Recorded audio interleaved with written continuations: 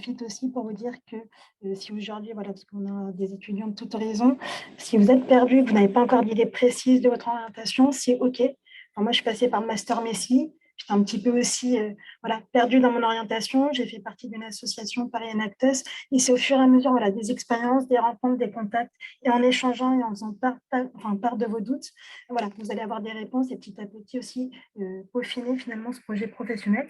Et si vous avez déjà voilà, une sensibilité, c'est tant mieux. Et si on peut vous aider, ben voilà, profitez-en. Voilà un petit peu, juste pour vous présenter donc l'intervention. D'une part, je vais vous présenter le modèle de notre cabinet et également voilà, le métier de consultant, même si avec les interventions précédentes, il y a pas mal de, voilà, de choses qui ont été dites. Je vais partager peut-être la présentation, ce sera plus simple. Est-ce que vous voyez l'écran? Est-ce que c'est OK pour vous? Donc, juste pour vous présenter, donc, nous, on est un cabinet de conseil en stratégie opérationnelle. Je reviendrai un petit peu effectivement sur ce qui a pu être dit entre les différentes distinctions qu'il peut y avoir dans le conseil. Finalement, c'est une nomination et plusieurs déclinaisons possibles. Mais en tout cas, nous, la spécificité aujourd'hui de notre modèle, c'est qu'on est une société à mission. Tenzing s'est construit autour d'une raison d'être qui est vraiment de promouvoir la réussite scolaire et professionnelle de personnes faisant l'objet d'inégalités sociales. Inégalités sociales, tout simplement, hein, parce que, comme on l'a dit tout à l'heure, le métier du conseil est plutôt ouvert à des profils grandes écoles, écoles d'ingénieurs, écoles de commerce. Or, on estime qu'au cours de votre parcours, quel qu'il soit, académique, aussi bien universitaire ou grandes écoles, vous allez développer des compétences qui sont transposables au métier de consultant. Je reviendrai tout à l'heure sur ces compétences en particulier. Mais voilà, du coup, Tenzing s'est construit autour de ça et vraiment, voilà, on est un acteur de l'égalité des chances. Une autre spécificité aussi de notre modèle, c'est notre gouvernance. On est labellisé ESS parce qu'en fait, on est détenu à 80% par l'association et 20% par les associés. Ce qui explique aussi qu'on n'est pas soumis finalement aux contraintes que peuvent avoir d'autres cabinets avec les actionnaires. Nous, nos associés ont renoncé justement aux dividendes et en fait, il y a une logique de redistribution de la valeur créée. Donc, on redistribue nos bénéfices à des associations et programmes qui militent en faveur de l'égalité des chances, bien évidemment pour rester en cohérence aussi avec notre modèle. On pourrait soutenir des acteurs plutôt sur des sujets environnementaux auxquels on peut être sensible également, mais voilà, par rapport à notre construction, on va prioriser ces acteurs-là, ce qui ne veut pas dire qu'on reste insensible voilà, aux autres causes à défendre. Si vous avez voilà, besoin de plus de détails, je vous invite aussi à aller sur notre page entreprise pour regarder le rapport de mission. Également une labellisation qui va s'intensifier dans les années à venir, en tout cas la labellisation B Corp, qui finalement est là pour recenser voilà, les entreprises pionnières en matière, comme on disait tout à l'heure, d'innovation en termes voilà, de sujets sociaux ou environnementaux. Donc il y a un audit qui est fait tous les ans. Et l'objectif, voilà, c'est de voir finalement s'il n'y a pas une dissonance entre notre discours et les actes, et c'est finalement faire la preuve aussi de notre modèle. Voilà, donc si jamais vous êtes sensible à ce type de sujet, n'hésitez pas à aller regarder les entreprises labellisées B Corp. Ça vous permettra voilà, déjà de cibler par rapport à ces enjeux-là les entreprises finalement qui sont sincères dans leur démarche, parce que voilà, il peut y avoir aussi des entreprises qui jouent un peu sur cette tendance-là, mais qui finalement restent en surface. Donc voilà, c'est aussi intéressant de creuser. Je pense que le label B Corp peut vous donner de bonnes indications sur ce type d'entreprise. Par rapport à notre modèle, finalement, comment ça se traduit? Donc, on a différents engagements par rapport à l'égalité des chances, par rapport au recrutement. Donc, nous, on ne recrute pas sur la base du CV, c'est-à-dire qu'on ne va pas se focaliser sur notre formation académique, on va vraiment recruter sur la base des compétences. Donc, ça, c'est un de nos premiers engagements qui est retranscrit voilà, à travers le processus de recrutement. Également, si vous avez besoin de détails, n'hésitez pas à me poser des questions en fin de présentation ou via LinkedIn. Une autre démarche, c'est aussi de montrer la viabilité de notre modèle avec finalement voilà, la preuve qu'on peut avoir un impact social et être performant économiquement, voilà, ce qui n'est pas toujours évident. Au début, voilà, les premiers clients finalement de Tenzing étaient des clients qui avaient déjà nos associés et finalement où nos associés avaient fait leurs preuves. Et avec ce passif et cet historique, on a pu s'insérer petit à petit. Et aujourd'hui, du fait de la viabilité de notre modèle, on arrive sur des sujets voilà, de transformation durable, etc. Mais voilà, il a fallu faire la preuve de notre modèle. Donc ça, c'est aussi important et c'est finalement l'investissement de chacun de se dépasser quotidiennement et de donner le meilleur de soi-même. D'autres engagements, ça va être effectivement, de sensibiliser tout simplement les étudiants. Alors, vous avez de la chance d'être dans un master qui vous prépare au métier des études, du conseil et de l'intervention, mais chez nous, en tout cas, il y a une diversité des talents et des parcours. Du coup, on a aussi bien des personnes qui ont fait, philosophie, histoire géo, grandes écoles également, mais voilà, il y a du droit et donc il faut aller sensibiliser ce type de filière, de formation de jeunes pour leur expliquer que finalement, c'est pas parce qu'on a fait du droit qu'on doit forcément finir dans le droit. Il y a des compétences qui sont, voilà, comme je le disais tout à l'heure, transposables au métier du conseil et c'est voilà, leur donner finalement cette finalement vocation et leur expliquer un petit peu comment ils peuvent mobiliser tout ça. Et voilà, s'ils n'ont pas envie de se spécialiser, parce que nous, on reste un cabinet généraliste, voilà, rester un petit peu sur un apprentissage, en tout cas, qui reste ouvert. Je reviendrai un petit peu là-dessus, pardon, sur un peu plus tard dans la présentation. Également, donc, on soutient l'éducation, en tout cas tous les programmes de recherche, c'est-à-dire que chez nous, on a comment, excusez-moi, deux doctorants, alors un en philosophie et une en sciences sociales, qui vont étudier justement notre modèle et voilà, avoir une problématique en lien avec le modèle de Tenzing, notamment je pense à Louise qui est en chiffre chez nous et qui est sur voilà, est-ce que l'entreprise finalement est un acteur de la mobilité sociale. Tout simplement parce que le conseil, comme on vous le disait tout à l'heure, c'est un véritable tremplin, un levier d'ascension sociale. Ça vous permet, ce qu'on appelle le transfuge, de classe, voilà, du fait justement, voilà, de la rémunération, de la carrière que vous allez avoir, l'exposition client et cette montée en compétences qui va vous permettre justement, de faire un gap aussi bien professionnellement, que socialement. Donc ça fait partie des sujets. Puis on a aussi, 2 autres doctorants qui, eux, sont, consultants, en CDI, bien évidemment. Donc un plutôt sur la partie innovation design et une autre plutôt sur, voilà, les labellisations. Elle avait fait à l'époque son doctorat chez Danone sur, voilà, comment la labellisation finalement d'un produit peut impacter pardon, sur les normes de consommation, en tout cas chez le consommateur. Donc voilà, il y a différents sujets comme ça. Et nous, l'objectif, c'est de pouvoir creuser finalement sur des sujets où on n'a pas forcément le temps en mission, parce que les missions sont entre 6 mois, un an chez nous.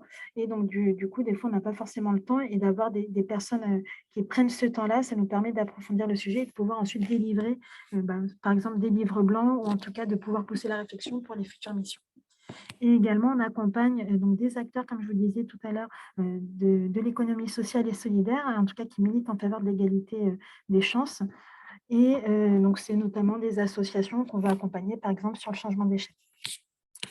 Voilà un petit peu pour nos engagements. N'hésitez pas, si vous avez des questions à m'interrompre, je ne le prendrai pas mal. Je reviens aussi sur voilà, les déclinaisons par rapport au métier du conseil. Alors, je vais revenir rapidement parce qu'on l'a évoqué tout à l'heure, mais donc il y a plutôt des cabinets de conseil en stratégie. Donc là, effectivement, des missions plutôt courtes, intenses, très bien payées, avec très peu d'exposition. Finalement, en tout cas, vous n'allez pas avoir beaucoup d'interactions, plutôt ce qu'on appelle en chambre, voilà, à faire vos études. Et si vous avez des interactions, ce sera plutôt avec les directions des groupes et clients pour lesquels vous devez mener votre étude. Vous avez ensuite, là où se positionne Tenzing et donc le 2 et le 3 sont à peu près, voilà, il y a des petites similitudes, hein, donc enfin, la différence est très mince et ça aide plutôt donc accompagner sur la définition de la stratégie, que ce soit, voilà, d'un point de vue, stratégique opérationnel ou management, des entreprises. Donc vous intervenez soit sur la phase de définition de la stratégie, soit sur la phase de déploiement, soit vous avez de la chance et vous pouvez être amené à les accompagner sur ces 2 phases. Ça va dépendre du timing, du relationnel, du budget client, enfin voilà, plein de facteurs finalement qui peuvent impacter. Mais ce qui peut dire que vous allez définir une stratégie, mais finalement que ça va être un autre cabinet qui va faire le déploiement. Ou à contrario, un autre cabinet qui va avoir fait la stratégie et vous qui allez être sur la phase de déploiement. Donc voilà, c'est aussi des choses à avoir en tête. L'avantage, comme je vous disais, c'est qu'on est sur des missions plutôt courtes, courtes ou moyennement courtes, qui vous permettent justement de monter en compétences parce que, là où un conseil en système d'information, vous allez être sur des projets plutôt longs, 3 ans sur, par exemple, le déploiement, d'un nouvel outil. Vous allez être expert sur le sujet. En 3 ans, en tant que consultant en stratégie opérationnelle, vous allez avoir le temps de faire 8 missions différentes. Donc ça aussi, ce qui explique aussi, hein, la montée en compétences et en responsabilité, en exposition et cetera sur les sujets. Voilà, déjà, je ne sais pas si c'est clair pour vous. S'il y a des questions, n'hésitez pas. Je reviens un petit peu sur ce qu'a dit tout à l'heure mon collègue. Effectivement, il y a des cabinets qui sont spécialisés. On va vous demander une expertise, en tout cas une appétence sur des sujets. Et à contrario, vous allez en avoir d'autres comme Tenzing, qui vont rester généralistes. Finalement, nous, vous êtes expert en rien. Le client, c'est lui l'expert et vous allez co-construire effectivement la solution avec lui.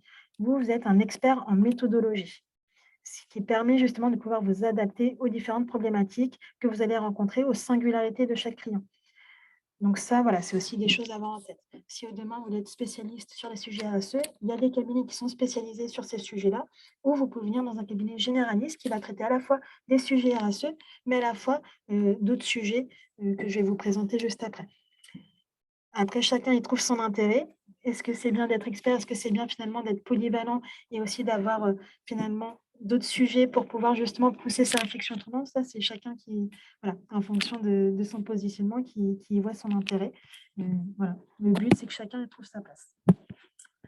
Nous, chez Tenzing, juste pour vous donner un ordre d'idée un peu des sujets sur lesquels on intervient, des secteurs, donc, historiquement plutôt en banque assurance, parce que nos associés viennent d'un cabinet qui était spécialisé dans ce secteur-là, mais avec le temps et justement notre modèle hybride, ça a permis d'être de plus en plus sur des sujets de transformation durable, donc tout ce qui va être RSE, accompagnement par exemple dans le changement de statut de société à mission. Donc ça, c'est des sujets sur lesquels on est. On est aussi voilà, avec des acteurs du public, du parapublic, de l'associatif, de l'immobilier, du luxe. Voilà un petit peu les secteurs sur lesquels on intervient. Des sujets plutôt transverses, l'expérience client, comment améliorer l'expérience client, ou encore l'expérience collaborateur ou sujet RH, tout ce qui est diversité, inclusion, effectivement, hybridation du travail, tout ce qui va être digital et innovation. Donc là, c'est plutôt l'équipe designer. C'est finalement, je vous donne un exemple, on va pas penser le produit, enfin, on va penser le produit en fonction des attentes du client. C'est-à-dire, ma tante Quechua qui se déplie en 8, c'est finalement, elle va être pensée par rapport aux attentes et besoins du client. Et c'est ça qui va permettre de designer, de concevoir justement le produit. C'est à partir de ça. Donc finalement, on fait le chemin un petit peu autrement. Donc c'est une façon d'approcher et d'appréhender un produit qui est totalement différente de ce que font la majorité des gens. C'est pour ça que voilà, les designers font souvent ce qu'on appelle un petit pas de côté. Et on intervient aussi voilà, sur ce qui va être appelé l'excellence opérationnelle, c'est finalement l'optimisation des processus. Voilà, que ce soit un gain de temps, un gain de communication, enfin peu importe, voilà, ça peut être plein de choses. Et le change, c'est comment accompagner les équipes à s'approprier un changement quel qu'il soit, changement d'outils, changement d'organisation, voilà, ça peut être plein de choses différentes. Et voilà un petit peu dans les grandes lignes voilà, les sujets sur lesquels on intervient. Et comme vous voyez, donc, des acteurs voilà, qui sont plutôt réputés du CAC 40, mais aussi des acteurs plus petits, comme je vous l'expliquais. Ça peut être aussi des acteurs du milieu associatif qui, eux, ne sont pas encore professionnalisés. Et justement, il y a tout cet enjeu de pouvoir les accompagner sur cette professionnalisation. Voilà un petit peu. Donc ça, c'était plus par rapport au cabinet, notre modèle, par rapport au métier en lui-même. Donc, ce qu'on a pu vous dire tout à l'heure, c'est les avantages, effectivement, ça va être cette curiosité intellectuelle de pouvoir changer de sujet, de pouvoir vous adapter, que ce soit aux interlocuteurs, au sujet secteur. Voilà. Peut-être pendant 3 mois, vous allez être sur proposer un nouveau produit bancaire et 6 mois après, vous allez être sur justement l'appropriation de la culture d'engagement. Et les 3 mois suivants, vous allez être sur la diversité et inclusion. Voilà. Et donc, en fait, c'est comment vous allez être en capacité de monter en compétence sur un sujet où vous n'allez pas être expert au début et à la fin, voilà, tout ce que vous allez pouvoir acquérir comme savoir qui va vous servir pour les prochaines missions. Parce que vous n'êtes pas à l'abri de retomber sur des missions de diversité et inclusion, mais à une autre échelle, pour une autre typologie de clients, d'une autre taille, d'un autre secteur, etc. Donc, avec ces singularités. Et c'est finalement, voilà, savoir capitaliser sur les expériences sans non plus dupliquer la solution. L'objectif étant effectivement de personnaliser chaque approche qu'on peut avoir.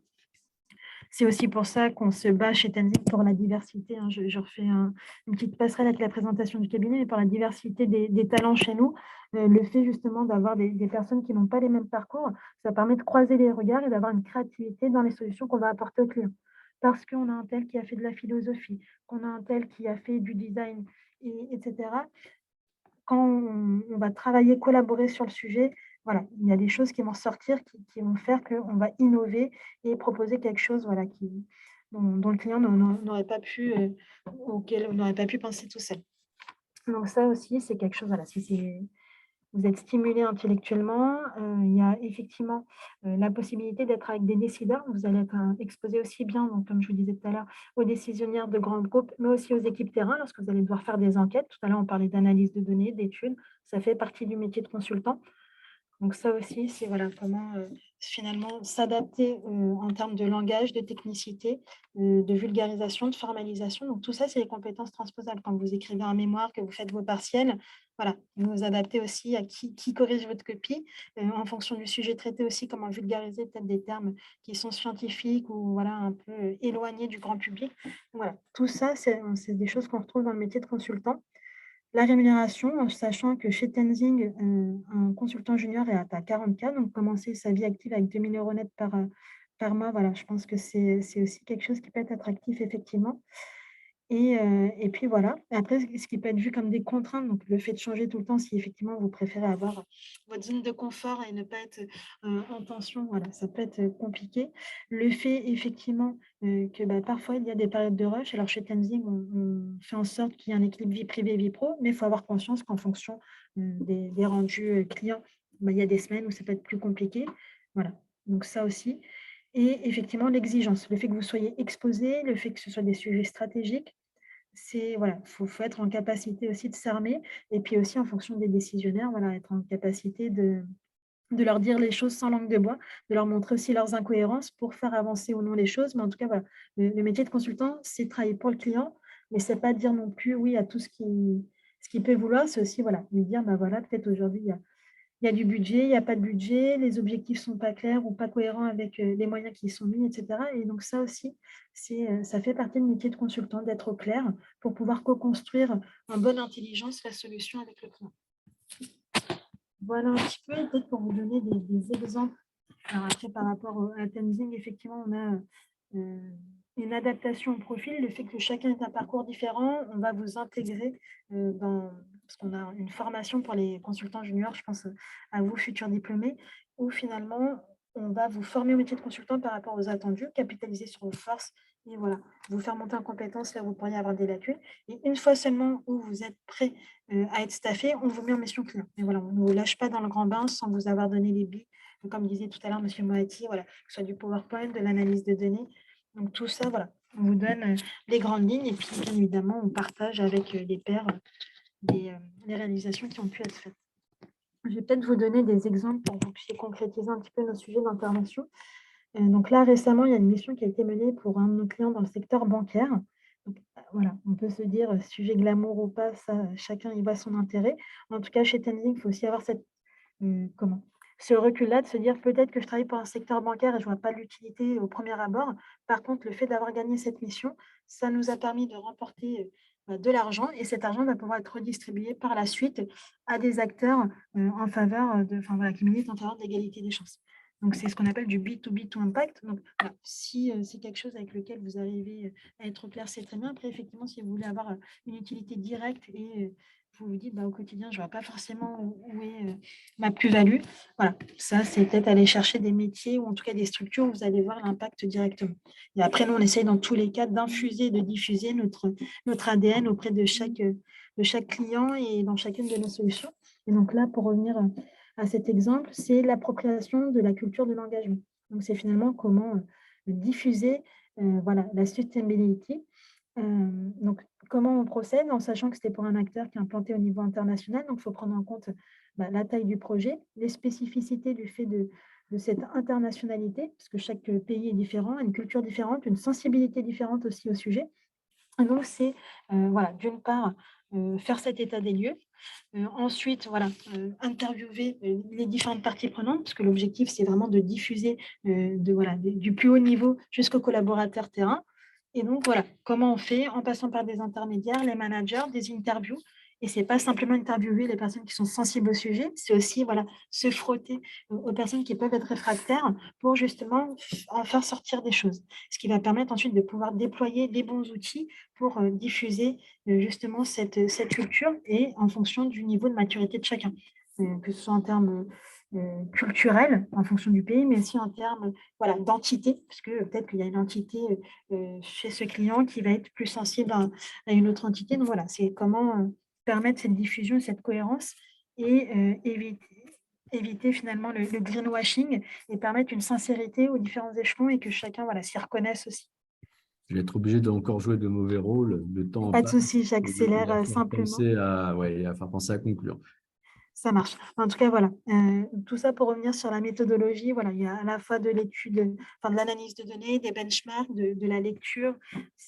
Voilà, vous allez mobiliser finalement tout ce que vous avez pu faire pendant vos études, mais sur différents sujets et comme on le disait tout à l'heure, sur des sujets d'actualité et l'objectif, c'est aussi d'avoir, un coup d'avance pour pouvoir apporter des solutions, de demain aux clients. Si vous avez besoin ou envie, en tout cas, d'en savoir plus, n'hésitez pas. Voilà, on a le QR code juste ici pour notre page carrière. Nous, on recrute des consultants juniors, donc en CDI. On a la campagne qui démarre au printemps. On recrute également des alternants. Donc, s'il y a des Master 2 à venir, n'hésitez pas. C'est en tout cas pour cette année, nos stagiaires sont déjà trouvés. Mais en tout cas, voilà, pour 2023, pardon, n'hésitez pas, si vous êtes en recherche d'alternance, à revenir vers moi voilà, sur LinkedIn ou directement sur notre page entreprise. Merci beaucoup. Merci Voilà. beaucoup. Je confirme, hein, je crois qu'il y a 3 ou 4 étudiants de 16 et donc de Messi, on va préciser dans un instant, qui sont passés chez Tenzing. Tout à fait. Il y a Simon qui aujourd'hui est manager Voilà. et on a Andrea qui est arrivée justement dans la promotion de l'année dernière et qui aujourd'hui est staffée en mission. Et Donc vous-même, voilà. vous avez fait le M1 Messi, hein, Et moi, si. j'ai fait le Master 1 Messi et voilà, aujourd'hui, je suis dans les ressources humaines. Comme quoi, tous les chemins sont possibles. Exactement, exactement. Ouais, c'est une bonne école, effectivement. Vous avez bien fait de souligner la spécificité de ce cabinet. Alors, vous êtes combien au total pour qu'on ait une idée de la taille? Alors, aujourd'hui, on est 45-50, ce qui ne nous empêche pas voilà, d'avoir un beau chiffre d'affaires, une belle expansion. Et comme je vous le disais tout à l'heure, voilà, des acteurs à la fois du public et du CAC 40. Donc voilà, la taille ne fait pas tout. Non, non, mais c'est déjà une taille Les significative, hein. compétences, voilà. Dans ce secteur, 50 personnes, c'est déjà une taille Euh, significative. Voilà. Donc, et puis avec cette spécificité, effectivement, d'être une entreprise bicorp, quoi, et le souci de la diversité, j'en témoigne, hein. Et, bon, j'aurais bien voulu vous poser des questions, mais Mathieu Guillaume est là et il faut qu'on respecte le timing. Donc, on va en rester là, mais n'hésitez pas à vous tourner vers Tenzing. Vous avez toutes les informations. C'est vraiment une structure intéressante. Voilà. Merci beaucoup. Merci beaucoup. Je merci suis à ravi qu'une ancienne de Messi soit revenue parmi nous. Merci et à bientôt. vous.